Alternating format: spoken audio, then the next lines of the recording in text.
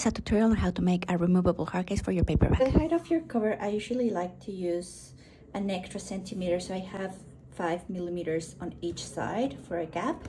However, I want my case to be the same size as this book, and this is the standard size. So if I put this on top, you can see there's enough space in here. It's going to be tight, so if this is the first time that you're doing it, just leave a wider gap. The width of this case is exactly the width of my book. This case is 15 centimeters. Well, now I have my boards, and for the spine, I like to do the book plus the covers, and then that's the width of my spine. So book plus covers. This is one way to do it. So you got your book cloth, and you just leave like 2 centimeters on the sides and 1 centimeter between the spine and the boards. Then just cut it to size and start applying glue to your board. Put it on your book cloth, and somehow I completely messed up my measurements. This is not thick enough. For reference, this is how it's supposed to look like.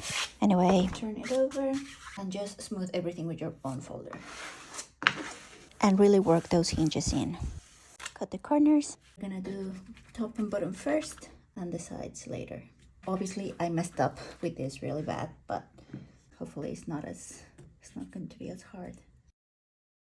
I have this very pretty piece of cardstock. I'm gonna cut it to size. So the size that I use, it doesn't matter if it's not wide enough. It's important that it's tall enough. So just eyeball it, to be quite frank. So that looks okay. Okay, and it doesn't matter that I didn't, that I messed up this so bad. Add the glue to the back of your cardstock. I decided that I want this to be my center, so I'm just gonna put it in here.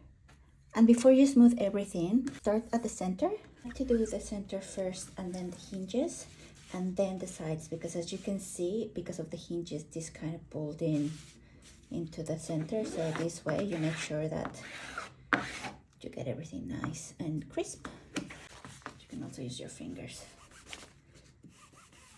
I'm gonna be adding more cardstock in here. This is not necessary, I just like to do it. For the pockets, I also kind of eyeball it for the measurements. You want to have some overhang, maybe like 2 fingers, let's say. And for the width, I would suggest to do 2/3 of your book, so not half, like 2/3 roughly, because you're going to fold this. So you're going to be losing a little bit, and eventually you will have something like this. You know how tall this needs to be? Wrap it around your book, and it needs to be really easy to slide in and out, otherwise you're gonna get some trouble at the end. Don't do it super tight, like this is a bit too tight. Just give it some wiggle room. Another way to do it is you just fold it and just take it all the way up to the edge of the book, and then at the bottom or on the other side, you're going to fold it again to the edge. And then fold the longer side, roughly like 2 centimeters. I'm just doing a dry fit and also dry fit on my book. I'm doing the other one as well. And to make sure that both of them are the same size, I'm just going to place this over the one that I already folded. Put it all the way to the edge to that fold, and then I'm going to do another one. I cut the corners so that I don't have too much fabric, and I'm going to glue this to the case.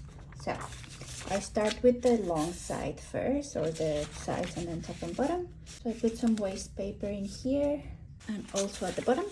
Now I just saturate this with glue. Now, depending the type of fabric that you're using, you may have to do this a couple of times. Some fabrics, they just shrink glue like crazy, so you might want to do some tests before. Align my pocket, and you may want to rearrange it a little bit. Oops, some glue. I'm just moving it a little bit, and make sure everything's pressed really nicely. Add glue to the top and bottom and fold it over onto the case, making sure you're tucking everything in. And I like with a ruler, just make sure that everything's nice. And see, this didn't want to get stuck, so just with the ruler I kind of flatten that out. I put some plastic so that the book cloth doesn't glue in here in case there's any leakage, and I'm gonna leave this dry overnight.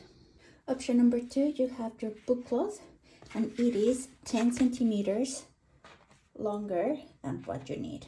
It's the same process as before. Glue your covers and spine, leaving 1 centimeter in between. Mark the hinges. Cut a straight line on the outer corner of your covers and glue your top and bottom. And you apply your cardstock the same way as I showed you before.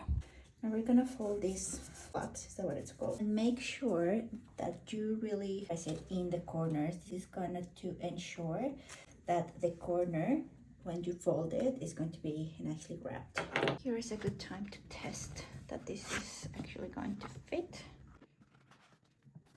So yeah, that fits nicely.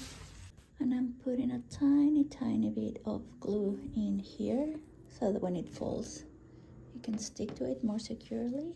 And you repeat the same process as before, gluing the top and bottom. And fold it over. And really push it inwards. And same as option 1, put something heavy on top and let it dry.